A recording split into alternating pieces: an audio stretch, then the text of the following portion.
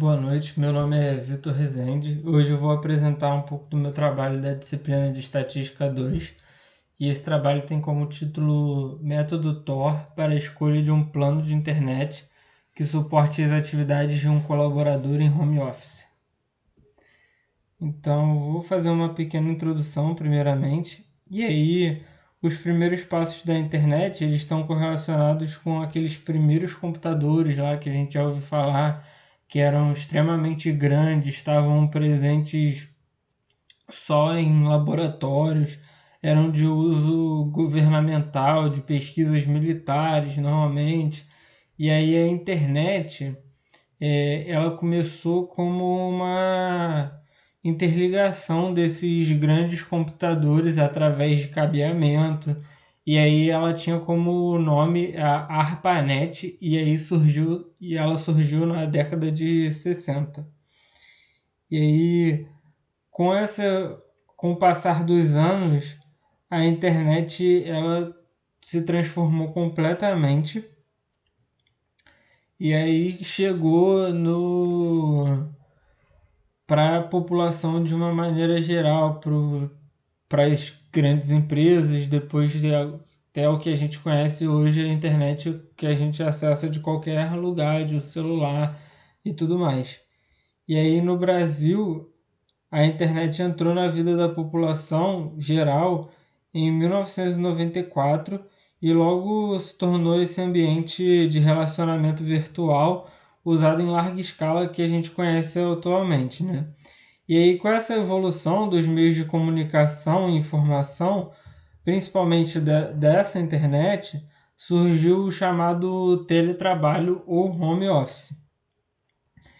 E aí, esse teletrabalho ou home office, ele foi definido por Fincato em 2011 como uma modalidade de trabalho a partir do qual alguém presta serviços por meio das ferramentas de comunicação e informação. Notoriamente, a gente consegue ver que é o trabalho feito de casa ou fora do ambiente de trabalho, fora da empresa em si. E aí, para isso, a internet é amplamente utilizada. E aí, dentro desse contexto de internet, teletrabalho, home office, o estudo irá selecionar por meio da aplicação do método de apoio à decisão multicritério TOR, um plano de internet que atenda e seja adequado às necessidades de um colaborador de uma empresa multinacional trabalhando em home office na cidade do Rio de Janeiro. Eu vou explicitar isso um pouco melhor com o decorrer do trabalho. E aí é a descrição do nosso problema, né? Então, o presente o trabalho ele estuda sobre o problema de um colaborador, como eu falei, que está trabalhando de home office, mora na cidade do Rio de Janeiro. E aí, durante o período da pandemia do coronavírus, o Covid-19, muitas empresas tiveram, com o coronavírus, né? A gente teve essa reorganização da dinâmica que a gente conhece de relacionamento de, entre as pessoas, de isolamento social.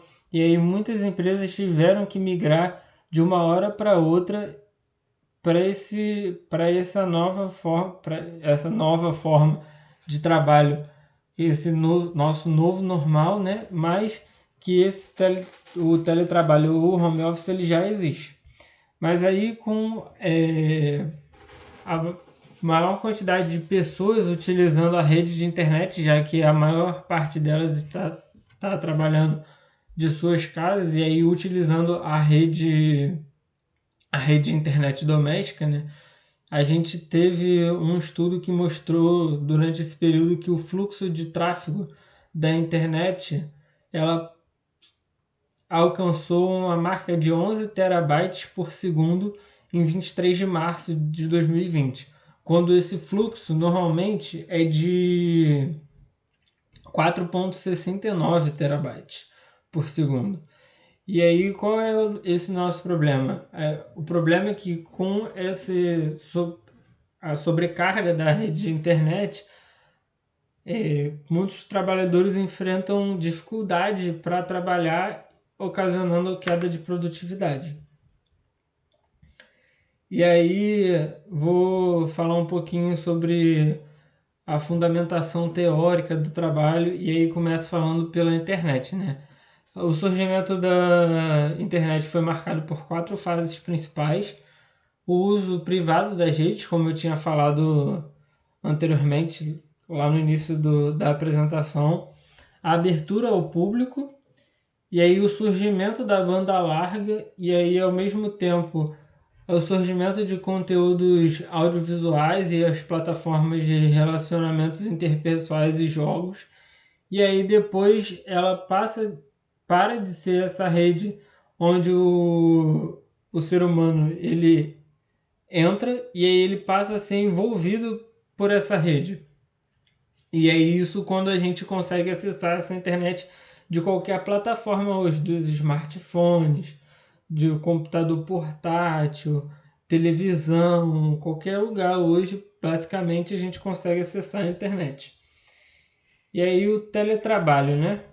No meio dessas transformações todas que aconteceu no mundo, os negócios e as empresas são forçadas a adaptar, e aí com isso gera essa flexibilização. E aí quando a gente fala de Covid-19, a gente tem essa adaptação brusca de todo mundo, que todo mundo teve que deixar os escritórios e passar a trabalhar de casa, né? E aí alguns estudos mostram que essa flexibilização, ao mesmo tempo, ela gera uma maior produtividade no trabalhador. E é isso porque ele se sente mais, como posso falar,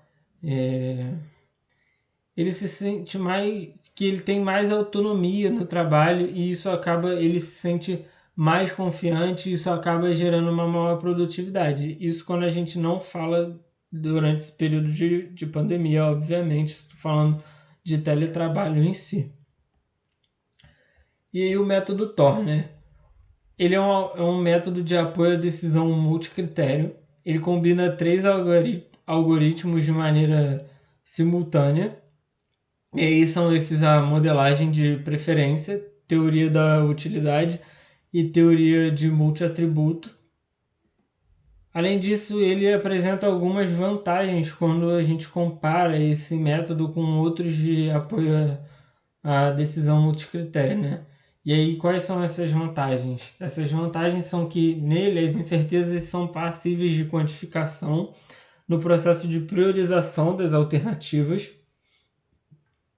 Ele sugere também que critérios que não influenciam o processo sejam eliminados. E ele é aplicável a decisões transitivas e não transitivas, e é de extrema facilidade na sua utilização. Ele gera resultados objetivos, e a aplicação desse método é bastante ágil, é bem rápida. E aí, então, ele considerando 2 alternativas A e B, a gente leva em consideração 3 situações, né? E aí são S1, S2 e S3. Na utilização do algoritmo S1, as alternativas só têm sua atratividade pontuada em situações onde ocorre A preferencialmente B, que a gente consegue ver aqui. E aí onde a gente vê no primeiro algoritmo ali de S1. No S2 a gente tem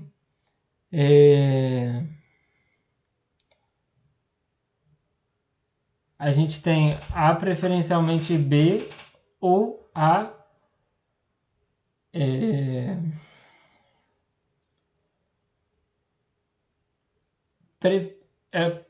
preferencialmente B no S1, preferencialmente de maneira forte.